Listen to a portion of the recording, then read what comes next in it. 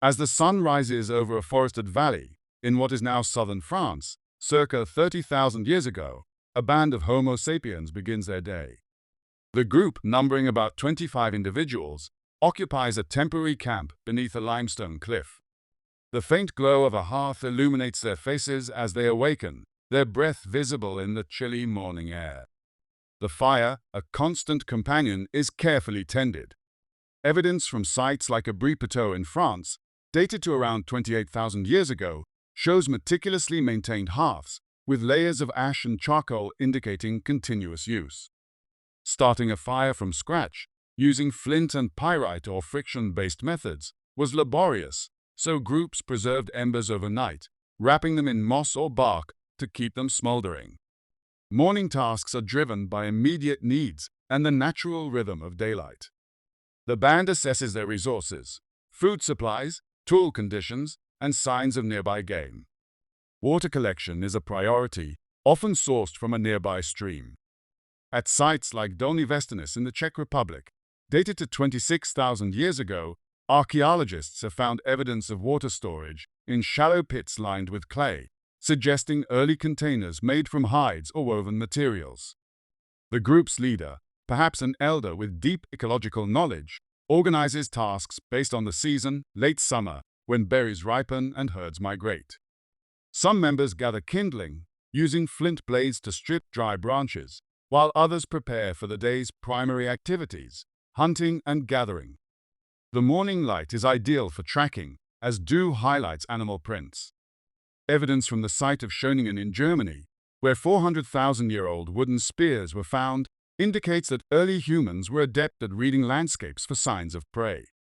The band's children, even as young as 5 or 6, observe and assist, learning by imitation, a practice inferred from ethnographic studies of hunter-gatherers like the San of southern Africa. Food was the cornerstone of Paleolithic existence, demanding a significant portion of each day. The hunter-gatherer lifestyle required a deep understanding of local ecosystems, as groups exploited a diverse array of resources. While hunting large game often dominates popular depictions, plant gathering was equally, if not more, critical, providing a stable food base. Analysis of dental calculus from sites like Spy Cave in Belgium, dated to 40,000 years ago, reveals a varied diet including roots, seeds, nuts, and leafy greens, alongside meat from animals like deer, boar, and bison. Hunting was a high-stakes endeavor requiring coordination, skill, and patience. At the site of Caveman Cave in Israel, dated to 400 to 200 years ago, cut marks on animal bones suggest systematic butchery of large game like fallow deer. Early humans likely began as scavengers, but by the Middle Paleolithic, they were active hunters. The 300,000-year-old site of Boxgrove in England preserves a horse scapula with a spear wound, evidence of targeted hunting. Hunters used wooden spears, often fire-hardened, as seen at Clacton-on-Sea in the UK, where a 400,000-year-old yew spear tip was found. By the Upper Paleolithic, around 50,000 years ago, hunting technology advanced significantly. Spear throwers, or atlatls, found at sites like Cousonnière in France, increased the range and force of projectiles. By 20,000 years ago, some groups used bows and arrows, as suggested by microlith points in South Africa's Sibudu Cave. Hunting was not a solitary task. It required group coordination. Ethnographic parallels, such as the Hadza of Tanzania, suggest hunters worked in small teams, using signals and tracking skills to pursue prey. Success was not guaranteed. Days or even weeks could pass without a kill, making plant foods a critical buffer. Plant gathering was a cornerstone of Paleolithic diets, often contributing more calories than meat. At the site of Gesher Benot Yaakov in Israel, dated to 790,000 years ago, archaeologists found charred remains of over 50 plant species, including acorns, lentils, and water lilies, indicating a sophisticated knowledge of seasonal cycles. Women, and often children, were primary gatherers, though men also participated. The process required identifying edible plants, understanding their growth patterns, and processing them to remove toxins. For example, some tubers, like those found at Border Cave in South Africa, 200,000 years ago, required roasting to become digestible. Gathering extended beyond food. Plants provided medicines, dyes, and materials for tools and clothing. Residues on tools from the site of Starosil in Crimea, dated to 50,000 years ago, show traces of cattail fibers, likely used for cordage or baskets. This knowledge was passed down through generations, with oral traditions preserving ecological wisdom. In regions near rivers, lakes, or coasts, fishing supplemented diets. The 9,000-year-old site of Starkar in England preserves bone harpoons and fishhooks, while nets made from plant fibers were likely used, as inferred from impressions in clay at Czech sites like Pavlovi. Coastal groups, like those at Pinnacle Point in South Africa 160,000 years ago, exploited shellfish, as evidenced by middens of mussel shells. These aquatic resources provided reliable protein, especially during seasons when terrestrial game was scarce. Food preparation was a daily task, often performed midday when the sun was high.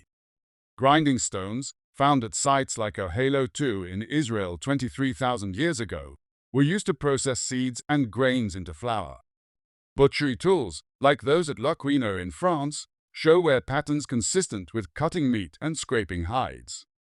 Cooking, a transformative innovation, dates to at least 780,000 years ago at Gesher Benot Yakov, where hearths and charred bones suggest roasting. Cooking increased caloric yield and made tough foods like roots more digestible. Storage was critical for surviving lean seasons. At the site of Krasnoyarsk in Siberia, dated to 15,000 years ago, pits lined with stones suggest storage of dried meat or nuts. Freezing was a natural preservative in colder climates, while smoking or drying foods, as seen in ethnographic parallels, extended shelf life. These techniques reflect a forward-thinking approach, balancing immediate consumption with future needs. Paleolithic technology was far from rudimentary. Tools were the product of deep material knowledge and generational refinement, tailored to specific tasks and environments. Stone, wood, bone, and plant fibers were the primary materials, each chosen for its properties. The earliest tools, from sites like Lamekwi III in Kenya 3.3 million years ago, were simple flakes struck from cobbles. By 1.7 million years ago, Homo erectus crafted Acheulean handaxes, symmetrical tools with bifacial flaking, found at sites like Olduvai Gorge in Tanzania. The Middle Paleolithic 300, 0 to 50,000 years ago introduced the levallois technique, allowing precise control over flake size and shape, as seen at Taban Cave in Israel. By the Upper Paleolithic, tools diversified into blades, burins, and scrapers, tailored for tasks like engraving, hide preparation, and hunting. Tool-making was a skilled craft. Experimental archaeology shows that knapping a flint blade could take minutes for a simple edge, but hours for complex tools like projectile points. The site of Gonnersdorf in Germany 15,000 years ago yielded delicate slate plaques engraved with animal figures, indicating the precision of Upper Paleolithic tools. Wood was ubiquitous, but rarely preserved. Exceptions, like the 400,000-year-old Schoningen spears, show careful shaping for balance and durability. Bone and antler tools became prominent in the Upper Paleolithic, used for fishhooks, needles, and harpoons. At the site of Isturiz in France, dated to 35,000 years ago, bone flutes demonstrate fine carving skills. Plant fibers, woven into cords or nets, were critical for traps and carrying devices, as seen in impressions at Dolny Vesternes. Clothing was essential in colder climates. Hide scrapers, found at sites like La Ferracie in France, indicate leather preparation, while bone needles from Denisova Cave in Siberia 50,000 years ago suggest sewn garments. Containers, like woven baskets or hide bags, facilitated transport and storage. The earliest pottery, found in China's Zhonglendong Cave 20,000 years ago, marks a late Paleolithic innovation, likely used for cooking or storage. The caveman stereotype overemphasizes caves, which were just one of many shelter types. Natural shelters, like rock overhangs, were used seasonally, as seen at La Mustier in France. Constructed shelters were more common, ranging from simple lean-tos to complex structures.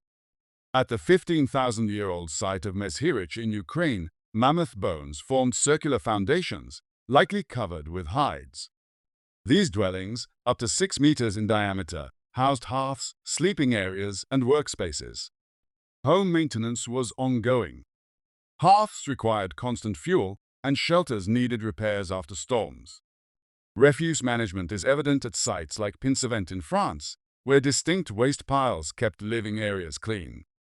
Children learned by participating in these tasks, integrating education into daily life. Evidence of community care, such as healed fractures in skeletons from Shanidar Cave in Iraq, suggests support for the injured or elderly. Paleolithic life was not just about survival. It was rich with Hamiltonian cycles with cultural and social complexity.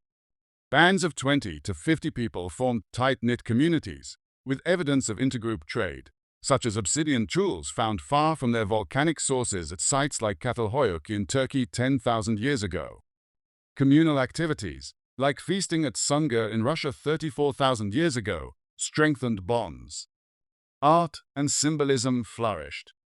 Cave paintings at Chauvet, France 35,000 years ago, depict animals with stunning realism, while portable art, like the Venus of Willendorf 25,000 years ago, suggests ritual or aesthetic purposes. Music, evidenced by bone flutes at Divja Babe in Slovenia 43,000 years ago, and possible shamanic practices, reflected in therianthropic figures at Les Trois Frères, indicate spiritual depth. Medicinal plants in dental calculus from El Sidrón Cave in Spain 50,000 years ago suggest healing knowledge. Conflict was rare, likely due to low population densities, but evidence of violence, such as a spear wound in a Neanderthal skeleton from Shanidar, exists. Cooperation, however, was the norm, ensuring group survival. The Paleolithic lifestyle reveals a sustainable, adaptable way of life. These humans were not passive but actively managed their environments through fire, selective hunting, and plant cultivation precursors. Their generalist knowledge, spanning ecology, geology, and social dynamics, contrasts with modern specialization. Technologies, from spears to sewing needles, were elegant solutions to environmental challenges. Symbolic expression, from art to music, underscores the emergence of human creativity. Paleolithic humans balanced immediate needs with long-term planning, maintained social cohesion, and innovated under pressure. Their resilience offers lessons for modern challenges, from environmental sustainability to community building. Far from primitive, they were skilled technologists, ecologists, and artists whose legacy endures in our capacity for adaptation and creativity.